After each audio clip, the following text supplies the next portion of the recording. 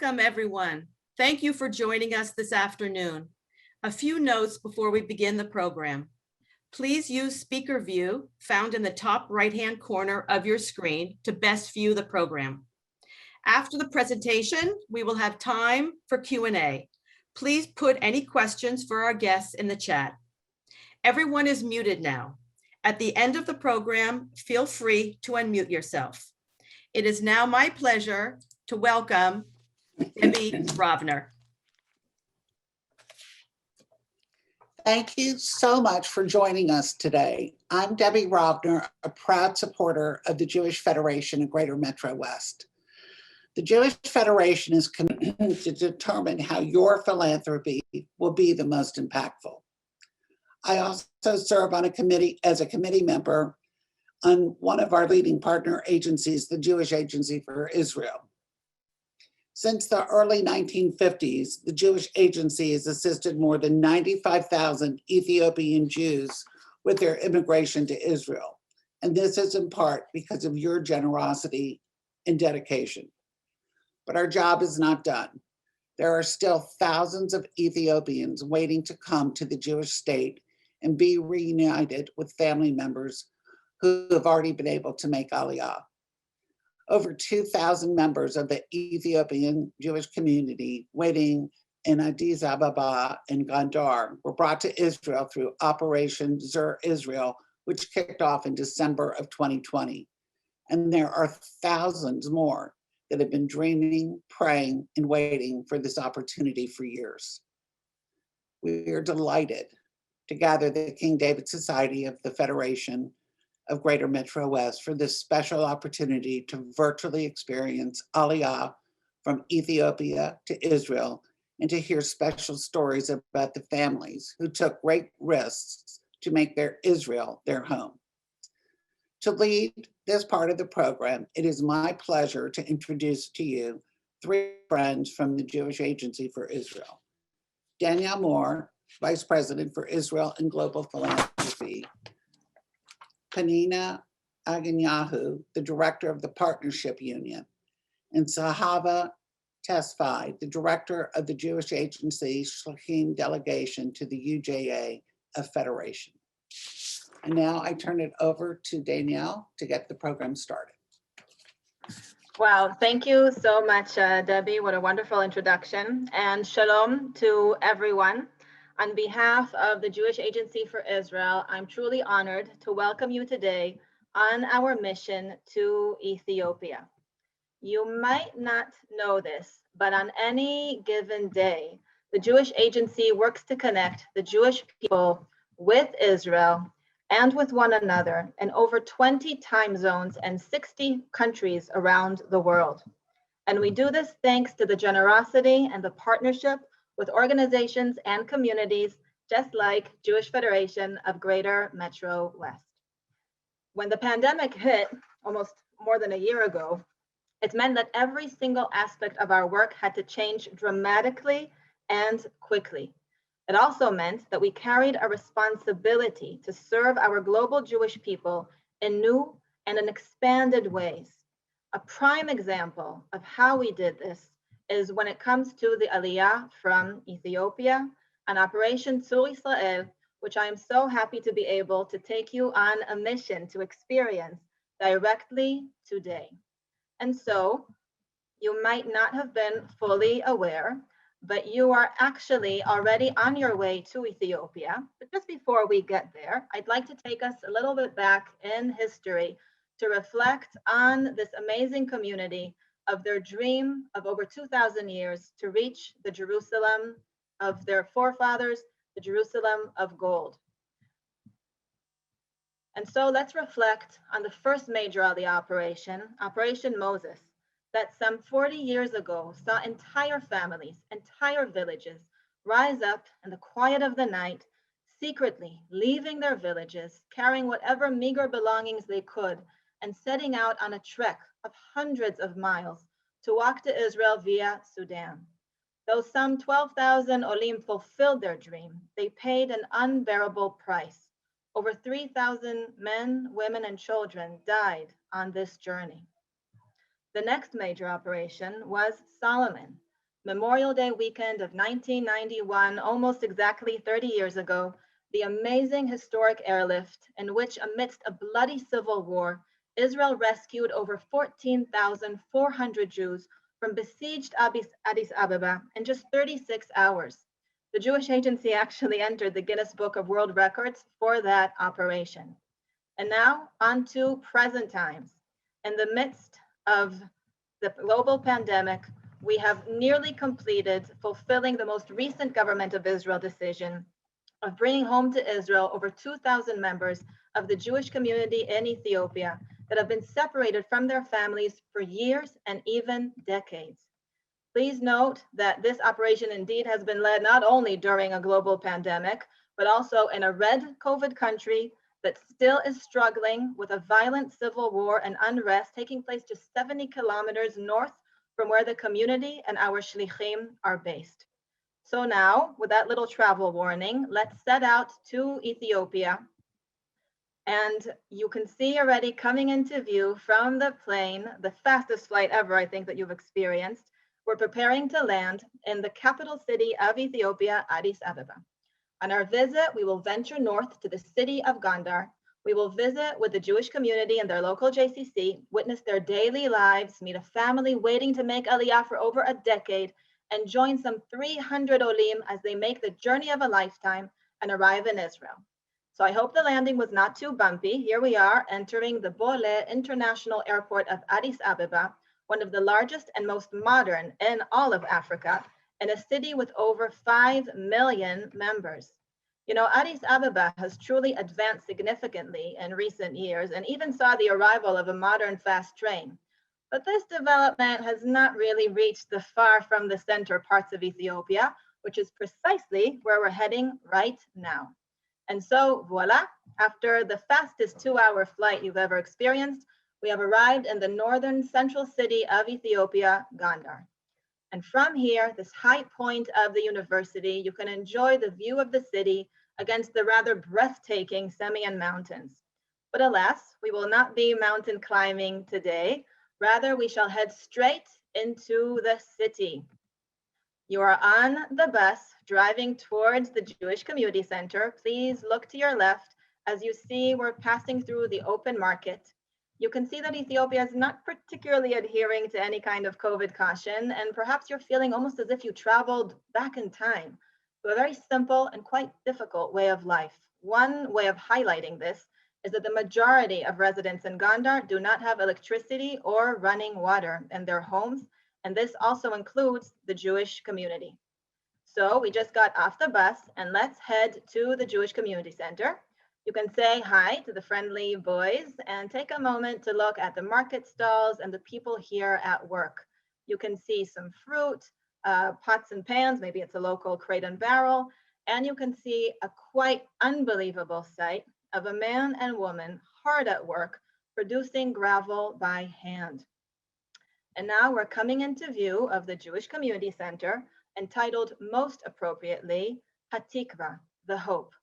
Let's take a step inside. And now I'd like to ask Nina, as our mission scholar, if you can please share with us what is happening here at these times. What you see now is the heart of the community. All the services from managing the community to youth movements and children activities, the nutrition and feeding program on the religion service of the mikveh and synagogue, and also the activities with the Jewish Agency volunteers. It all happens here. The synagogue is not only where the community prays, but also where they study Judaism, celebrate holidays, and meet for gathering. I thought in Ethiopia there is little attention to COVID resolution. Here, the community does the best to protect the health of their members, and we at the Jewish Agency are their main supporters in this effort, as we are also providing them with all the hygienic products as masks and soap. So here you see some images of the village. We can see the sound. It comes up in a minute.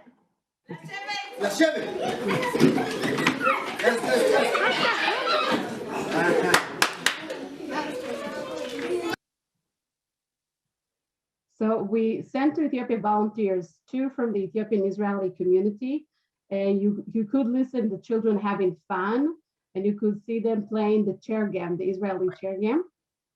Now the volunteers is teaching Hebrew and the informal open and air Hebrew class. The children learning some certain Hebrew. You can listen.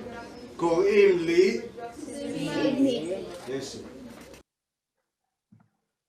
It's making some nice progress. It's truly really nice to see the children learn so fast. Here you see very important aspect of our work, ensuring basic nutrition for young children and pregnant and nurturing mothers. Until COVID, this was actually almost a restaurant where the mothers and children would come to have their meals. Due to COVID, we have changed the operation to one where food is packed and taken home by representative of each family. The food is simple. You can see bananas, bread, and milk that is boiled in order to help make sure it doesn't have germs. This is a critical and even life-saving operation. In recent months, the program cares for 250 pregnant nurturing mothers and 550 children in Gondar and over 250 children in Addis Ababa. We now drive a short distance and arrive at the office of the Jewish Agency. Here, the most dramatic moments take place. Families come here to be interviewed to determine their eligibility for Aliyah, and here they will be given the answer. They all pray it will be yes, to come to Israel and join their family. Let's be very quiet and come with the family as they enter room number 3 for their interview with the government of Israel officials. Here, the interviewer is first meeting with the heads of the family and then with the entire family. The government is working based on lists. These are sourced from the community, government records, and application made by family members in Israel. So far, the Israeli government went through 20,000 requests. What is the meaning of this list? The life of entire families are in the stack. Loved ones have been separated for years and even decades. The women here are holding pictures of their families in Israel, separated from them for many, many years. Let's go and meet a family. Caution where you stay. I did share that for the most part, there is no running water. Here, the lady is, you can see the lady throwing a dirty water into the streets. Danielle, why don't you share the story of the family from Addis? Yes. Thank you, Pnina. So indeed, this is a very painful story. Here we have Yali Ganesh and her 4 children. She and her family lived in a small village near Gondar. And while she married at a young age, her entire family moved to Gondar in order to apply for Aliyah, while Yali Ganesh remained in the village with her husband. After several years, her entire family were approved for Aliyah. With the immense joy, there was also concern because how could they go and leave Yali Ganesh behind? They felt, however, that they must take this opportunity and come to Israel, truly believing that Yali Ganesh would soon follow. After all, she's their daughter, their sister. And so Yali Ganesh was left behind, all alone from her entire family. In her hope to make Aliyah, she made the very difficult choice to leave the village and move to Gondar. Here in Gondar, she lives the life like a refugee in her own country. No property, no connections, and being taken advantage of by the owner of her 60-foot mud hut, the equivalent of a Western bathroom, only without running water and without electricity. And what's so much worse is without any support in raising her sons and daughters, never having her mother, Nana, embrace her or even meeting her grandchildren. Despite these over 10 years of waiting, Yali Ganesh believes that when it is time, God will bring her and ensure her arrival to Israel. While Yali Ganesh sits and waits, trying to remain hopeful and strong, her mother Nana waits and cries in Petah Tikva, Israel. She sees her children moving ahead in Israeli society, grandchildren being born as tzabals, but she has a hole in her heart because she desperately is waiting for her daughter and grandchildren to come home to her in Israel. So I don't want to offer any spoilers at the moment, but I will share that their prayers will be answered soon. This story, these images must make you think and feel so many things, Pnina. Am I right? Yes, definitely. And not just me, we have with us also Zehava, the director of the Jewish Agency Shlichim delegation to the New York Federation, serving communities across New York for over 3 years now. Here you can see images of myself as a small child, tired and timid with my brave mother on the very day in November 1984, when we first arrived in Israel as part of Operation Moses that Daniela just told you about, after the extremely difficult journey through Sudan. I don't remember much because I was too young, but I can say that as a mother today, I admire my mother for making this brave decision and set out without a husband, with me and my oldest sister, and bring us to the land she dreamed of. Zehava, you were actually born in Israel, and after a career of assisting the weakest parts of the Israel society, including migrant workers, you are in New York, leading a team of dozens of shlichim for the New York Jewish community. As an educator and as an activist, what do you wish for those new elites? I wish for them to know that the road ahead is long. The journey will not end at the Ben Gurion airport. In fact, the journey has naturally ended for our community as a whole, as there is still much work that needs to be done in Israel, by and for our community. On our path within Israel, we had many successes. We had received help also from the world Jewry. But the bottom line is, we must take leadership ourselves as we know how to. For me personally, it has always been important to bring the pride and the rich heritage of the Ethiopian Jewish community as an integral part of Israel wherever I go.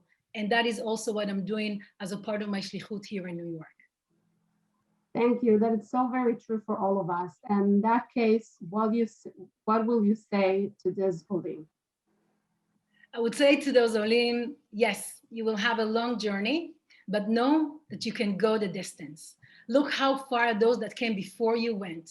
In every aspect of Israel life, including even the current representative of the Israel for the Eurovision contest, Eden Alena, that is also a member of the Ethiopian Jewish community that is going to represent us this month in that context. So I would say after you arrive in Israel, stand up, study, work hard, and take every opportunity to be the person you are meant to be. Toda rabah. And now, Daniela, we have some exciting moments ahead of us, right? Exactly so, Pnina. Wow, listening to you and Zahava, it's chilling almost. But exactly so, Pnina. After years of waiting, praying, and dreaming and advocating, these over 300 Olim are finally on their way home. And here we are with them as they are getting on the bus that will take them on a night's journey all the way to Addis Ababa. You can note among the luggage, the baskets for storing the traditional injera bread, a complete must in a traditional Ethiopian kitchen. And now we are with the Olim on the plane, tired and excited, hard to believe that it's just a 4-hour plane ride that separates them from coming home. In our effort to bring these Olim home to Israel, we have been engaged in a fundraising campaign supported by federations, donors, foundations, and we are so proud that thanks to our partners, we are succeeding in bringing this to actual reality. And now coming into view is something that I expect you greatly miss seeing, the coastline of Israel with the Mediterranean Sea, high rises of Tel Aviv, and very soon, the plane will touch the ground. And here you will see how the Olim are being welcomed.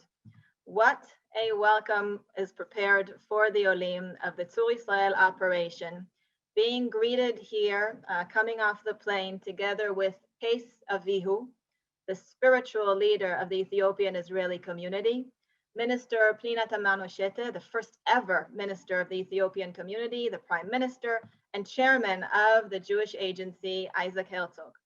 And I don't know if you recognized who was that first Ola coming off the plane, but that was in fact Yali Ganesh. The Olim are so excited. They're finally here at home in Israel, but before they can actually be reunited with their family, COVID rules mean that they have to spend 2 weeks in quarantine in a kibbutz bed and breakfast type facility somewhere in Israel. And so I won't keep you in suspense any longer. You're thinking about Yali Ganesh and did she meet her mother? Well, after these nearly 20 years of waiting and praying, what is in fact 2 more weeks, and here they are, the beautiful moments of Yali Ganesh with her family, sisters, brothers, and most importantly, her mother, Nana. And you know, with one journey that ends, another journey only just begins. Because as the Olim will be warmly welcomed in one of the 11 Aliyah centers spread in Israel, north to south, operated by the Jewish agency, they will spend their 2 to 3 first years of life in Israel, living, studying, and being mentored to lead a successful, independent life in Israel. A real challenge, and one that members of their own community, such as Abevich and Shira that you see here in the picture, will be a major part of. Debbie referenced in the beginning of the program about a specific staff person, a dear colleague of ours at the Jewish Agency, who also served as a shlicha. So to give you a little sense of how dedicated our staff is and how life-saving their work can actually be, I'd like to share with you, please, one more story. And it is the story of Shira, who you see here in the picture on the right, and of a little boy named Binyamin. Beyond Shira's dedication to working with the Anu Olim children in Israel, she had the courage to volunteer and to serve as a shlicha, a special envoy to Ethiopia, to assist with the aliyah of her community. She did this despite the pandemic, despite the bloody civil war, and also despite leaving behind at home her entire family, including her 8-year-old son. While it was meant to be a mission of just 3 weeks, it ended up being a mission of almost 3 months. I can only imagine how Shira's family and children missed her. When finally the lockdown on Israel's sky was airlifted enough for her to be able to come home, she was so excited, knowing that she would soon see not only all her family, but also her eldest daughter, Liel, that she hadn't seen in 6 months, as Liel has been serving as a gap year shlicha, what you in Metro West call a rishona, in Seattle. But now at this point, when Shira is thinking back about her family and about her own life, she is making a tremendously brave decision that has to do with a little boy named Binyamin. She's finally getting ready to be on the plane with the 300 Olim that she has assisted to make Aliyah. And now a drama unfolds regarding this little boy, Binyamin, who's just 6 years old and for whom an urgent operation has been arranged, a life-saving open heart surgery operation has been arranged in Israel. But his mother cannot come with him. The Ethiopian government did not issue his mother fast enough a passport. Frantic efforts were made to find a relative, somebody on the flight that can assume guardianship over Binyamin and accompany this brave little boy coming to Israel. The guardian is found, his mother says goodbye, entrusting him to the lady, but things don't really go as planned because as the plane is in midair, it all goes wrong. The woman who was meant to be his guardian changes her mind, and Shira immediately understands the danger because with no adult responsible, Binyamin would not be able to even enter Israel, and he won't be able to undergo this life-saving surgery. And so at that moment, it is clear to Shira what she must do. And as much as she misses her husband, her 4 children, she remembers herself as that 6-year-old girl making Aliyah in Operation Solomon, so afraid. And she decides right then and there that she will volunteer to be responsible for Binyamin and to spend the next few weeks with him in quarantine in Israel. Shira went into quarantine with little Binyamin, waiting until his mother could finally be united with him through a whole myriad of efforts, bringing her on 3 separate flights and through Frankfurt and other locations in Germany amidst the aerial lockdown. Finally, his mother was able to come home and be with her little son. And I'm really happy to share that Binyamin has undergone the open heart surgery. He's doing really well with his recovery. His mother's by his side, and of course also is Shira. A true deep heart connection has been formed between them. And it's clear that this story of Aliyah from Ethiopia, starting a new life in Israel, is so far from ending.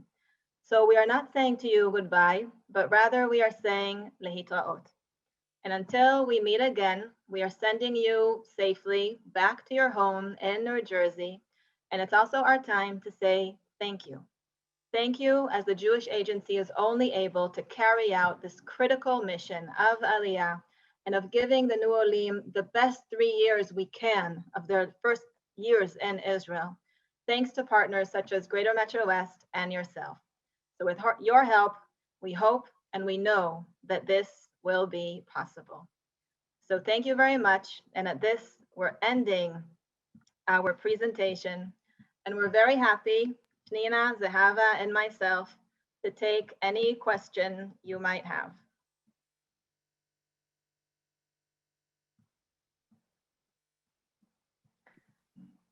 Okay. You can put any questions in the chat. Here, and I see there is a question here. There's a question, wasn't there a prohibition about additional aliyah to Israel from Ethiopia after Operation Moses? So I think there's a little bit of a confusion of terms here. But Pnina, would you like to answer that? Yes. It's not, when I use the word prohibition, it's not about prohibition additional aliyah to Israel from Ethiopia after Operation Moses. It's just a question of definition. The aliyah, the Jews that came in Operation Moses are considered as Beta Israel, or we see ourselves as the authentic Jews from Ethiopia. And then in Solomon Operation, there was some that remained from that group as well, but also part of the group that is called Falashmua, which are Jews that convert to Christianity and convert back to Judaism a few generations after, and asked to return to the Jewish people. And that was a part of the second Aliyah. It was a mix. And after that, the question was how you determine who's eligible for Aliyah, but it's not part of law of return. But it's not underneath the law of return as we see it in Israel, and it's not the halachic way, but it's more the bishpati, it's more the law side of it, and it's not. When I say it's provision, it's more it's a bit more complicated because in Ethiopia we count 7 generations back in order to claim your authenticity to Judaism, to claim your relation to Judaism as well. Not only, it doesn't stop in 3rd generation or 4th generation, and also the roots and the family tree, it's much more complex than we know and see in other Jewish community. So we couldn't really determine where to stop the Aliyah back then. So if you look at different way where the Jewish agency operates for Aliyah around the world, the Jewish agency, it's the one that eligible also to the one that have the ability to say who's eligible for Aliyah by law of return. In Ethiopia, the issue is different, and it's the Ministry of Interior determined, because after Operation Moses and after Operation Solomon, the idea was that all the authentic Jews already came to Israel, at least the majority, and who's left behind was those that we have questions about their relation to the Jewish people. And in order to answer that, not under the law of return, everyone that coming after 1992, 1993 came by the law to Israel. I don't know how I made it more complicated or easier to understand, but since then it's not a prohibition. It's more like it's a different way of routes to come to enter Israel. And most of the people that come in today, as Daniela mentioned on her speech, are coming as on the claim of reuniting with their families, not necessarily because they are Jewish or because the government see them as a Jewish. And again, it's the Jewish by law return, because most of them, if you ask them, they see themselves as Jewish people. They are part of the Jewish people because they have those relations 6 generations back or 7 generations back to the Jewish tree or the Jewish village. I don't know if it make it more complicated, Daniela, but Yeah, and really it's a question I think so many of us ask today in different communities around the world, you know, of who is a Jew and how open our tent is and what qualifies for us to welcome a person into our tent. I can share with you that anyone who visits Ethiopia and goes to visit in the community center and sees the sincerity of the belief, of the hope, of the effort really to be part. And when they arrive in Israel, these olim, part of their integration process, and this also relates to a couple of questions in the chat, part of the integration process is what's called a return to Judaism process, and they actually go through a full conversion process. So to reply regarding their aliyah to Israel. So first of all, things as far as aliyah to Israel, as far as the first years in Israel, have changed so dramatically, thanks to the fact that we have members of the Ethiopian Israeli community that can now lead the efforts of the aliyah in the aliyah centers. So most of the staff that are working in the aliyah centers and that are directly mentoring the olim are members of their own community. They speak the language, they speak the culture, they understand the nuances, they know what are the challenges that they're going through. Shira sees herself in every child that she welcomes and hugs as they come into the absorption center. She knows exactly what it is that they're going through. And so the programs have been adapted accordingly. The length of stay is also meant in order to enable a focus. In the first year, to really focus on studying Hebrew, the adults study Hebrew in a double ulpan, meaning 10 months of studying Hebrew. The children go into the regular Israeli school system and are very thoroughly mentored in the after school hours by professional teachers, by volunteers from across Israeli society, IDF soldiers. The centers are very open places, meaning you don't keep the olim in a bubble. There's a lot of interaction with broad parts of Israeli society. The second year is helping the adults focus on obtaining employment. We see now with the Aliyah from Ethiopia that more and more of the olim are coming actually with education and even higher education. We have less of the reality that you have adults that are illiterate in their own language. We're really seeing less and less of that. So it changes our entire perspective, because what does it mean to give professional training or to put someone on a path of career when they already came from Ethiopia with some profession? That said, it's true for some.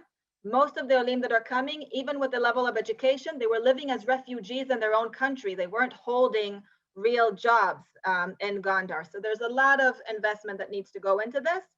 And one of the programs that we're most proud of, I think, is that we're able to have teenagers that are coming on this brink of adulthood. They're 17, they're 18, they're almost too old to go into a regular high school. They don't have the full equivalent of a high school education, but they're already dreaming about academic life. And in a 2 to 3 year span, we can put them already on a path to be ready to start academic life in Israel. So that's pretty incredible. Of course, it's not all a rosy picture. It's a serious challenge, and it goes on also after they leave the Aliyah Center. I want to see if there are further questions here. I see that there's a question about the law of return. So I will explain that. Nina tried to paint for you a picture to explain that all Aliyah to Israel happens with the law of return. The law of return was made, it's one of the fundamentalist laws of Israel, which basically says that any Jewish person can find a home in Israel. And it was modified in 1951, looking at what are the lessons of the Holocaust and what was made in the Nuremberg laws.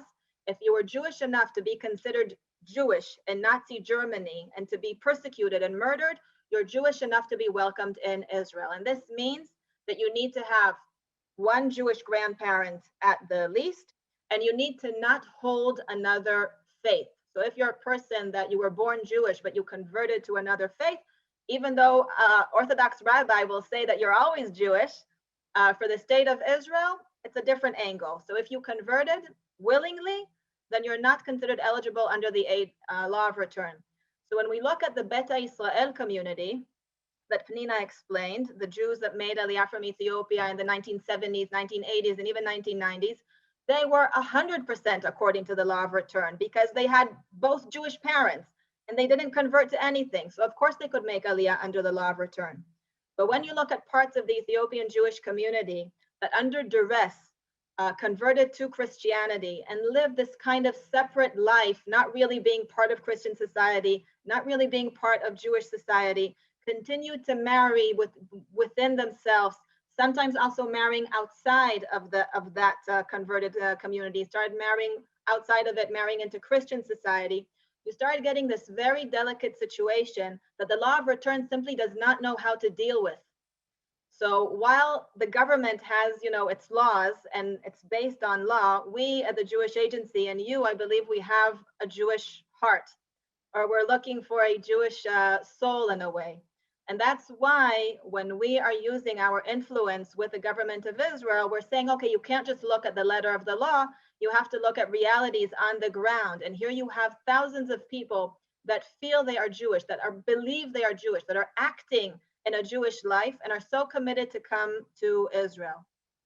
And so here we are advocating and supporting this community.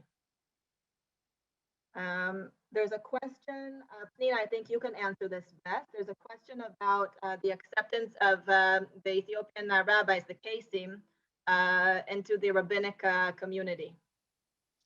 So, Stephen, it took a while until it's happened. When we came in the 80s and even in the 90s, not only that our rabbis, the Kesim, wasn't recognized by the rabbinical authority, but they didn't have any authorities. And we must understand also that the Kesim in Ethiopia were the spiritual leaders, they were the political leaders, they were the social leaders for us. They were like the top leadership of the community. And they were the address for every situation, even for Shlom Bayit, as we called it. If a couple didn't made it along with each other, they will go to the local case and resolve that. Or if the village have a problem with another village, un-Jewish village or city, or a meeting with the council of the city, the Kesim will do that. So for many of our parents arriving to Israel, to the Jewish state with the concept that they had in mind, because they are Jewish and part of the Jewish people, and seeing their own leadership not being accepted, I think that was one of the things that really break down our community, especially the older generation, our parents. So they kept that leadership, like inside the community, they got supported by the community in the beginning. That's mean that, even example, in my marriage, for example, I got married with an Ethiopian rabbi, but one that was ordinated by the rabbinical authority, okay, with Kippah guys, we called it. But after our, tekes, the chuppah and everything, in Motzei Shabbat, my husband's parents hosted another ceremony with an Ethiopian kes, because they couldn't just accept the chuppah as it was without having the kes, but the kes didn't have any position, any place in the regular chuppah, because the rabbinical authority would not accept this kiddushin, this marriage, right? So our community found a way to include them, to get them, to have them being authorized by the community, I would say, not by the government, and pay for their service, by the way. Like if you invite a guest to your own kind of service or chuppah, we pay directly as the community, that they never got paid from the government. But that was 20, 30 years ago. I think around 10 years ago, there was a really beautiful shift into it. The governor recognized around 12 kesim as being paid part-time, not full-time yet, and positioned them in different municipalities where they recognize there is a majority of Ethiopian Jews. which is a good start. We're not yet in, and personally, I will say that I would like to see how we keep it to the next generation. I would like to see how we can develop the next Kohanim, the next Kesim in our community. We're not there yet. There are, I think, 2 or 3 young fellows that follow our tradition and become Kes and not an ordinated rabbi in Israel, which is beautiful to see. But they are the only one that can keep the tradition. And the tradition in Ethiopia was a biblical Judaism, meaning that halacha, the oral Torah, was really oral. No one really wrote down what we had.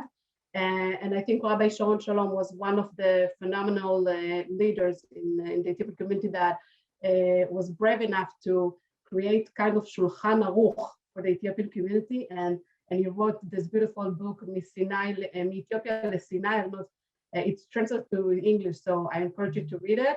But he put down, in one page, the traditional halacha, the traditional halacha of the Masorti today that we know, and the traditional halacha of the Ethiopian Jews, and kind of a way saying, you choose, if you're going with Bet Abba, with, what you have, the heritage from your home, or the heritage you see of today, and it's okay, but at least have the knowledge to choose, because that's what we're facing today, that the young generation doesn't even knowledge of the heritage that we came with.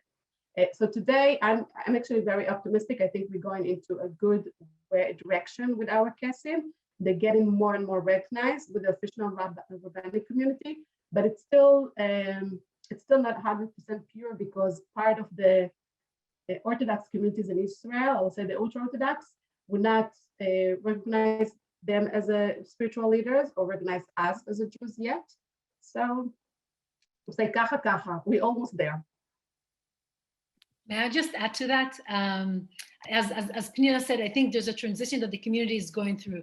It was Baal Peh, it was oral in Ethiopia. So now when we got to Israel, in order to continue the tradition, we need to put things in writing. So I think you also see an internal shift of the Ethiopian Jewish community itself, writing the tradition, the customs. So also we, me myself as a tzaba in Israel, that I was not, I was not raised in Ethiopia. I was not living those traditions, but I heard about them. Will have this heritage and history. But I think the other layer that that Pnina is referring to, and this is also what I'm hoping for, is that those heritage, just rich tradition and custom are going to be also a part of the Israeli Jewish platform in Israel as a whole. As you know, the Sigd holiday that's being celebrated 50 days after Yom Kippur had became an Israeli holiday, an official Israeli holiday that was, years ago was only commemorated by the Ethiopian Jewish community. So I think we still have a way where we'll see those two things integrated together. And also Jerusalem Day, which, on the flip side, Jerusalem Day that always marked the reunification of Jerusalem since 1967. It also marks today the Remembrance Day for all the brave Olim from Ethiopia that left Ethiopia during those times of Operation Solomon and lost their lives and died on the way trying to fulfill their hope of coming to Jerusalem. So I believe that there is so much more that we could talk about. Daniela, Lori, I think Lori had another question. We can look at the chat. Lori, do you have another question, or should I turn it over to you to end the program? Either way, Danielle, I was just asking if, not that I don't know all the answers, but you did talk about what happens after arrival, how we hold the hands of our new immigrants through the next 2-3 years in the country to do our best to give them the right leg up. And that's really what my question was about. And then I think that many of you, I hope, have a greater understanding of what it's like to come from only 4.5 hours to move light years from the life you knew to a life you can't yet quite understand. So my name's Lori Klinghoffer. Hi, everyone. I'm a past president of our Jewish Federation of Greater Metro West. And this story, this Ethiopian story, is so much a part of my story. It's been my inspiration and has so impacted my Jewish journey for the past many, many years. From my first campaign chairs and directors mission, where it was revealed to me that there's an Ethiopian population in Israel who knew there were Black Jews. And what amazed me then, my epiphany then, of that story is who else but us, the Jews, would bring a Black people from Africa, airlift them massively, bring them to Israel, not to be slaves, but to become part of the fabric, the tapestry of our beautiful Israeli society. It makes me proud, and I cry every day about it. In addition to my roles in Federation, today I'm proud to serve as Vice Chair of our Jewish Community Foundation's upcoming centennial celebration. And I'm also privileged to serve as a member of the Jewish Agency for Israel Board of Governors, where I chair the Partnership Subcommittee and co-chair the Partnership Global Council, along with my Israeli partner, Ilan Galdor. And just as an extra bonus, Panina, who we've met now today, is my professional partner, and we work closely together. And it's such a treat to see you here and work with you, Panina. Thank you, Danielle, Panina, and Zahava for this fascinating program, which has given us all an opportunity to learn about the most recent Ethiopian Aliyah to Israel. And this current Aliyah, as you've heard, is supported not only by individual donors and organizations, but this story is your story too. Your generous support of our Greater Metro West annual campaign enables these life-saving journeys. But as we've heard, the job isn't yet done. The new immigrants are now in Israel, and there's so much more to their journey into a new life in their homeland. They're with their families now. There are still more waiting in Ethiopia, and there's much more to be written in their stories. And you can help make those pages happen. If you're interested in learning more, please contact me. We're going to put my email address, which is a long string, in the chat box. Many of you know who I am. You can just reach out to Beth if you want to get to me, and she'll pass your messages along to me. So I want to thank you again, all of you, for being here today. You, as our King David Society members, are our most generous and dedicated supporters. Every day, your philanthropy helps our local community, Israel, and 70 countries around the world. And as we all know, this has been far from a typical year. Many are still struggling from the financial repercussions of the pandemic. And to counter this, we have a special match opportunity going on right now through the end of this month, April 30th, which will double all increased and new gifts to our Jewish Federation of Greater Metro West annual campaign. We hope you will take this opportunity into consideration and add a little bit more if you have anything more to give. And if you feel as responsible as I do to make these lives better here in New Jersey and Israel and around the world, add a little bit more and your impact will be doubled. So thanks again for your interest. Thank you for your involvement, and thank you for your generosity. Hope you have a wonderful afternoon. But now we're not going to close off so fast, because since we're a community that loves to schmooze, we don't want you to have to miss the opportunity, even though we're still in the virtual planet. So take the time. We're going to take the slide down, give you opportunity to see your friends on the screen, say hi to everyone from New Jersey and Israel. We're being joined by our friends overseas. And we're going to leave room for you to have a little chat. And it's our pleasure to see you here again today. Thanks so much. Thank you, Lori. And I'd like just to point out, for the purpose of schmoozing, that we have with us also Sigal Kanotovsky, who was recently appointed to head the Jewish Agency efforts in the Northeast of the United States. She'll be leaving on Shlichut with her family in the summer, and she will be working very closely also with Greater Metro West. So if you're looking for a schmooze partner right now, I'm sure that she'll be happy to oblige. And you'll also be meeting her later. I don't know if I should give this spoiler, Beth, should I? You'll be meeting her later, those of you that are participating in the Builders event, and there you'll get her full perspective and view on all things important in life. So Sigal is right here. And thank you, everyone. So feel free to take yourselves off mute, make a wave, say hi. Thank you, everybody. It was wonderful. Thank you, you, Lori Rebecca. and Debbie. for those of you who've been, you'll know what I'm talking about. I spent 47 hours in Ethiopia with Lori on a national mission when she was NWP chair. And it's a life-changing visit. We were privileged to go with young adults who'd made Aliyah as children, and we were stopped on the road from Gondar to Ambover, and I'll just never forget my friend Leah Beteolin. It was like taking my grandfather back to his shtetl in Ukraine. We were literally stopped in the place where she was born, and we are engaged in this work for as long as it takes. And I'm so proud of our community and our long history of commitment to this work. Even when other federations weren't committed, we were, and we remain so. And I'm really happy and proud about that. So hi, everyone. Leslie, I had the pleasure of being on a different mission with Lori back in February of 2006. Frankly, that was the only mission I had ever been on. Oh boy. Still the only mission other than the community mission from 2.5 years ago. Life-changing is an understatement.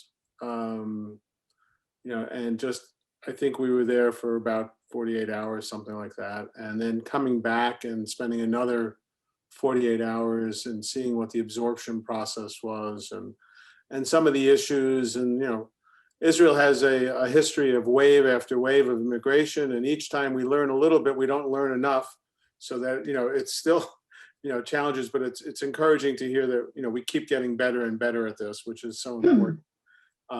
But it was really, it was mind-boggling, just for me as somebody, as a committed Jew, to understand the passion and you know, every single person that I met, I would ask the question, so why do you want to come to Israel? This is our home. It's our home. And, you know, we want to go to Yerushalayim. There wasn't, you know, there was no hesitation. It was so sincere. It was so clear. This is our home. And that I still remember standing outside the Jewish Agency office that was shown on our little tour. The office hasn't changed in Gondar. The signs are new. And actually talking to somebody from the Jewish Agency who had just done an interview and was trying to figure out a way to give that family the bad news that they were not going to go. At the same time, there were many waiting in Addis Ababa to go, but it was, you know, it was just heartbreaking to see this whole thing. And then can't even imagine taking that walk. I think, Penina, when you were a little kid, somebody clearly carried you across the Sudan. And I had the honor of being treated by one of the doctors on our way from Tel Aviv to Ethiopia. I wish I remembered his name, who had delivered the baby, the famous baby on the 747 in 1991. And I happened to be dehydrated, so I passed out on the airplane. So he treated me, and I feel like, you know, I became somewhat a part of the story. You know, this is the same doctor who delivered life. He saved, I don't know if he saved mine, but gave me a bunch of water. I mean, there's so many different things. And then, you know, the coming home in the middle of the night with people, forget about, they'd never been on an airplane. They'd never seen an airplane. They sat down, and our group, we were 100 people from all over the country. We had assigned seats. Nobody took a seat. Everyone separated out so that these new Olim could sit in the center. They could sit with their families. And I couldn't sleep that night. I don't care how tired, I just could not sleep. So. Yeah. It's Wow, It's can Mike I share Davis. something? You just remind me something. Oh, sorry. That's right. Hello? It's Mike Davis. I just wanted to say it's life-changing really is an understatement. And for me, I was actually able to go twice, 2 consecutive years. Second year, I took my daughter. And it's so important to me to have been involved in this operation. especially as a convert, to understand how Judaism can do such amazing things. Even as I sit here in my Staten Island office, this is a picture from my windowsill that's in my office from one of the trips to Ethiopia. This is another picture. So these are the pictures in my office along with some family pictures, just to show how meaningful it is. If you have the opportunity, it's a life-changing experience. To kind of rehash what everybody else said, to see those sites again today, how they have changed, but also how they have stayed the same.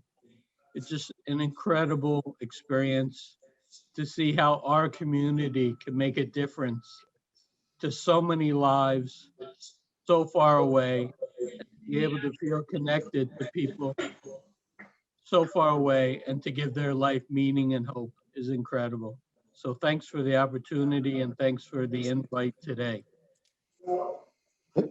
If I may add, Mike, thank you for saying it. I will remind you of another moment when you were in Israel with a group, and you had the privilege to participate in the ordination of the first Israeli case who was ordained in Rishon LeZion in Ramat Eliyahu. And our group from Kesamai, our group from New Jersey, participated in the ordination ceremony of this case. You know, we spoke before about our involvement. So in Rishon LeZion, we are already for the last 15 years are supporting the effort through our project Atzmaut Plus, and we were part of their integration into the Israeli society.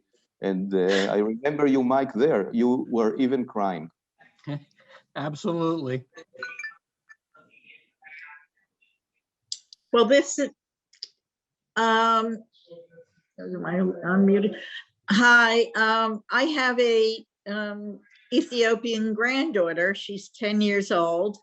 And it's just sort of, I've been to Ethiopia, you know, in the process of adoption.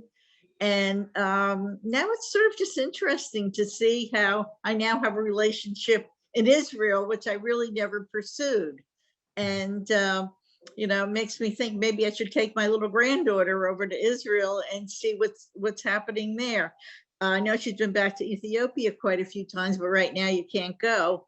And it's just a thought, but it was very exciting to see this program. Thanks. Thanks for joining us, Sarah. It's good to see you. Occasionally. Well, as you've heard, this is a compelling story, and it's the vibrance of our Jewish community. It really is. We make this happen, and we join our bigger mishpucha in Israel, from Ethiopia, and from all the countries around the world. And that amazing moment of understanding the tapestry of what the Jewish people are is what we're about right here in Greater Metro West. And like I said earlier, every one of us is a part of everyone else's story.